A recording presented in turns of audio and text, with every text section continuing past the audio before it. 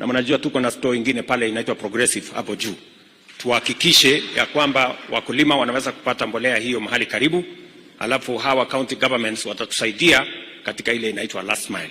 Tuweze kuhakikisha ya kwamba mbolea inafika kwa wananchi, kwa wakulima hasa, ndio watusaidie kuzalisha chakula, so that we can have a nation that has food security, we can reduce the cost of living, and we can manage inflation so that we can grow our economy.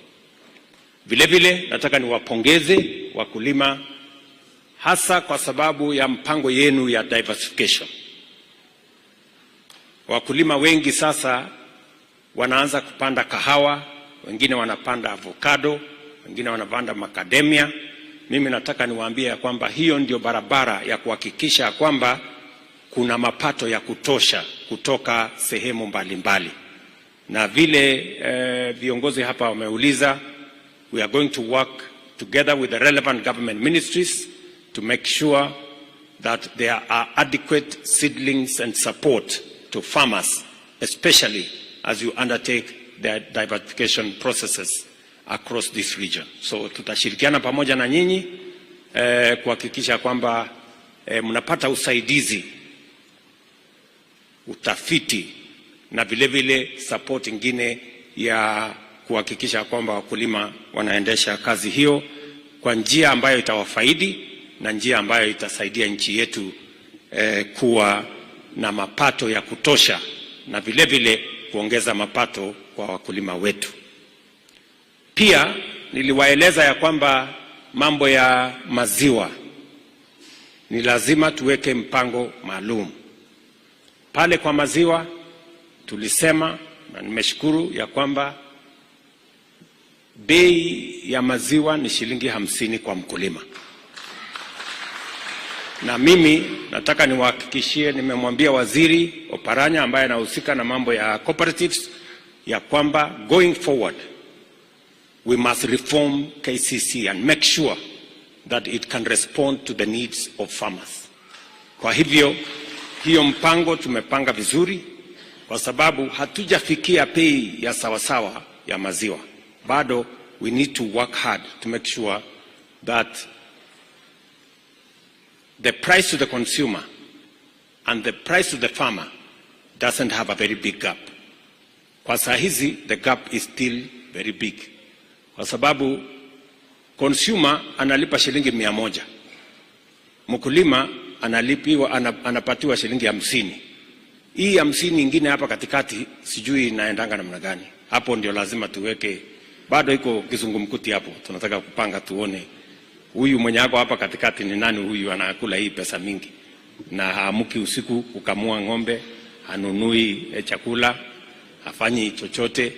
So we need to rectify hapo, and the relevant ministry is going to work so that we can make sure that ultimately the farmer gets a fair return, but also the consumer is doesn't pay an exorbitant price. Mimi vile vile nataka niwashukuru kwa sababu ya masomo ya watoto wetu. Nimeona watoto wengi wamekuwa hapa kanisani. Nimepata baraka ya kusalimia watoto wengine hapa wadogo, na mnajua watoto ni baraka kwa jamii na ni baraka kwa taifa. Our children as a nation is a blessing to us as families and to us as a nation. Na hakuna taifa ambayo iko na future bila ya kuchunga watoto. Na sababu hiyo ndio tumeweka mpango kamili ya kusomesha watoto wetu. Tumeongeza budget ya masomo ya watoto wetu. Vile mmesikia, tuliajiri walimu karibu 56,000. Tunaajiri walimu wengine 20,000 Januari mwaka ujao. Wale ambao walikuwa interns sasa tunawa transition wakuwe permanent and pensionable. Na tukiongea hivi, mnajua ya kwamba watoto wetu wanaendelea na mtihani, na mwaka ujao tutakuwa na grade 9, na katika hiyo grade 9 tunahitaji madarasa zaidi. Serikali imeweka mpango na tayari tuko katika kukamilisha madarasa 11,000 ili tuweze kuwa na transition ya sawasawa mwaka ujao. Mimi nataka niwaulize wabunge, na wako hapa kwa wengi, na wabunge wote wa taifa letu la Kenya. Tuliwapatia shilingi bilioni 3.4 3.4 billion. Mtusaidie kujenga madarasa 6,000. Na tulikubaliana na nyinyi ya kwamba you are going to match a shilling for a shilling. Therefore, I want to ask every member of parliament. We have committed 3.4 billion shillings to you as constituencies. Please match that money and help us construct another 6,000 classes so that we can have a smooth transition to grade 9 for all our children. Hiyo ni mpango ambayo nawauliza wabunge waweze kushirikiana na sisi, kwa sababu mambo ya masomo ya watoto wa Kenya ni ya muhimu kwetu sisi zote. Ya pili, ningependa pia niwaulize wabunge, kwa sababu katika ile mpango yetu ya kupanga ajira ya vijana tumekubaliana tujenge ICT hubs 1,450. Kila ward iwe na ICT hub. Mheshimiwa Parto, Profesa, ujue hivyo, na waheshimiwa wale wengine wote, tunataka kujua ya kwamba where is the ICT hub in every ward. Ndio tuhakikisha kwamba vijana wetu wa Kenya kupitia kwa digital jobs tuwapange na ajira, na vile vile tuwawezeshe kufikia hatima yao ya kutafuta vile wanaweza kujisimamia. Hapo katika masomo ya watoto wetu vile vile mimi nafurahi ya kwamba tunaendelea kupiga msasa ile funding model ambaye ni student centered, ili tuhakikishe ya kwamba hakuna mtoto wa Kenya hata awe anatoka jamii maskini atakosa kwenda TVET ama university, na asome kama watoto wengine wa Kenya. That is the primary objective of making sure that our student-centered funding model does not just address the issues in the university, but addresses the specific issues of every student, and making sure that all our children are treated fairly and equitably, so that no child, irrespective of whatever families they come from, is left behind, especially in higher education. Kwa hivyo tutaendelea kushirikiana pamoja na nyinyi, hivyo ndio tuweze kutembea barabara hiyo pamoja.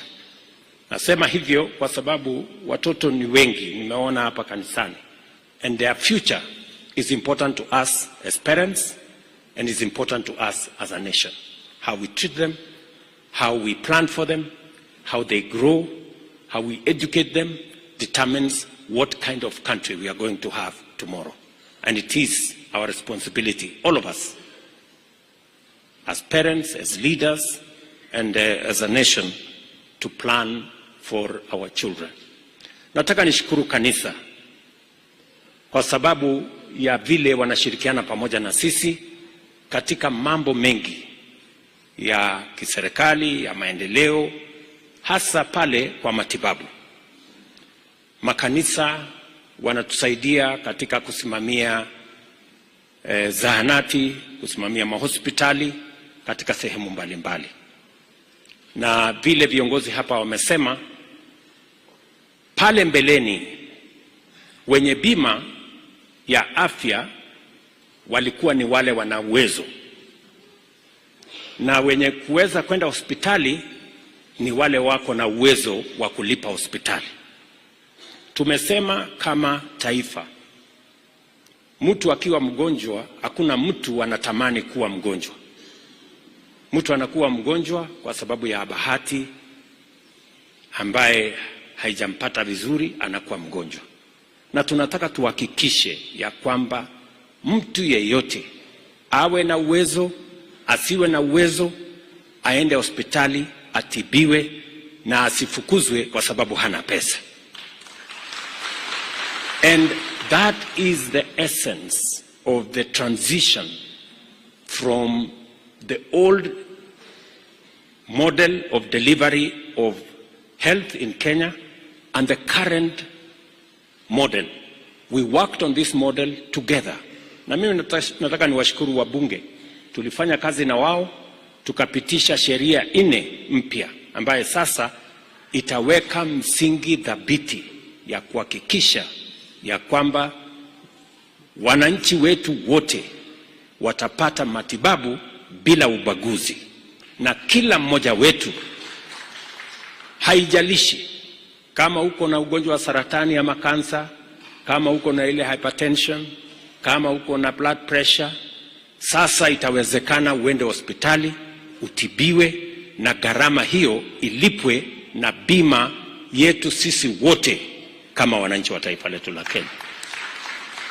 Najua tumekuwa na changamoto kwa sababu we are transitioning from what it was to the new model. And in every transition, there will be challenges. Those challenges we are managing. Last week, tulitoa pesa ya kusaidia hospitals and dispensaries across Kenya. Next week, tutaendelea na kutoa pesa ingine until we ensure that the transition is complete. Mimi nataka niulize kila Mkenya. Kila Mkenya ujisajili, kwa sababu ukisha jisajili sasa tutakuwa na uwezo wa kuwa na data ya kupanga vile tutadeliver mambo ya afya kwa Wakenya. Kila mmoja wetu lazima ujisajili, na kujisajili ni bure. Kujiandikisha tu kusema mimi ni mama fulani, mzee wangu ni fulani, niko na watoto 2 ama 3, useme majina yao. Ndio wakati tunapangia mambo ya afya, tunajua hapa Moibeni tuko na wananchi kiasi fulani, tuko na hospitali kiasi fulani, tunahitaji kupanga dawa kiasi fulani. Ndio tusiwe tunapanga mambo ya afya kiholela. We must use the benefit of having data, and that is the reason why we are asking every citizen to register, so that we can be able to plan our health as a nation. We can be able to know what is the disease load in what area, and we can be able to plan ahead of time how to deliver the relevant medicines, the relevant human capital. Na vile umesikia governors wakisema hapa, wanamalizia mkutano nafikiri kesho na officers wangu wa Wizara ya Afya, ili tukubaliane vile tutahakikisha ya kwamba kuna equipment katika kila hospitali katika taifa letu la Kenya. Because this time round we must get our health in the right place. Kwa hivyo mimi nataka niwaulize sisi wote tushirikiane. Kamati ya Senate ya mambo ya afya, siwe ndio chairman?